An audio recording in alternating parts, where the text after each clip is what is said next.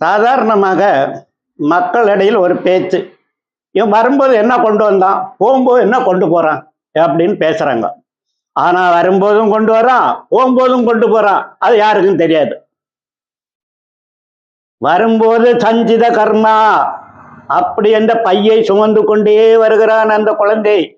2 கையும் இப்படி பொத்தி வச்சிருக்கான் பாருங்க, பிறக்கும் போது அதுக்குள்ளதான் இருக்குது அவனுடைய பாவ புண்ணியம் பூரா. அதே மாதிரி பூமியில் வந்தவரோ அவன் என்னென்ன செயல் செய்யறானோ அந்த செயலுக்கெல்லாம் பலன் உண்டு.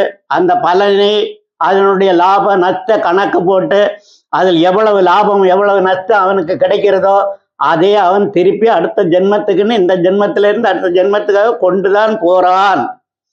அதனால கொண்டு வர்றதும் உண்டு, கொண்டு போறதும் உண்டு.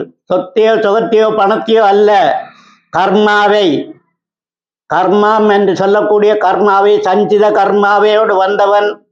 பிராப்த கர்மா, நித்திய கர்மா, இப்படி பலப்பட்ட கர்மங்களை செய்து அதில் என்ன லாபத்தை அடைகிறானோ, எந்த வட்டியை அவன் பெறுகிறானோ அந்த மூலதனத்தோடு தான் அவன் செல்லுகிறான் இன்னொரு வாழ்க்கையை அமைத்து கொள்ள.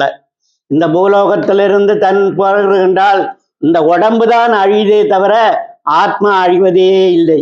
இந்த ஆத்மா அடுத்த இன்னொரு உடம்பில் வரும்போது, இன்னொரு ஜென்மம் அடுத்த ஜென்மம் வரும்போது இந்த ஜென்மத்தில் செய்த பாவ புண்ணிய பலன்களை தொடர்ந்தே வாழ்க்கை அமையும்.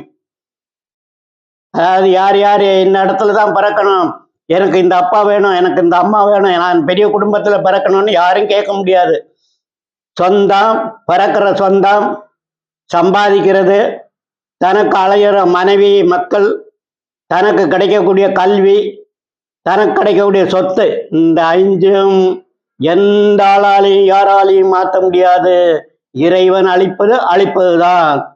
பெரிய பதவியில் போக வேண்டும் என்று பிள்ளையை படிக்க வச்சாலும் பிள்ளை படிக்கலைன்னா என்ன பண்ண முடியும்?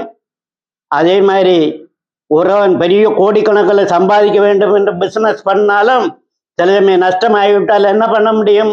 லாபமும் நஷ்டமும் குடும்பமும் மனைவியும் மக்களும் எல்லாம் அமைவது பூர்வ புண்ணிய ஜென்மத்தினுடைய கர்மங்களால் தான் நமக்கு வருகிறதுன்றது. இந்த கர்மா என்பது இந்து மதத்தினுடைய அடிப்படை கொள்கை.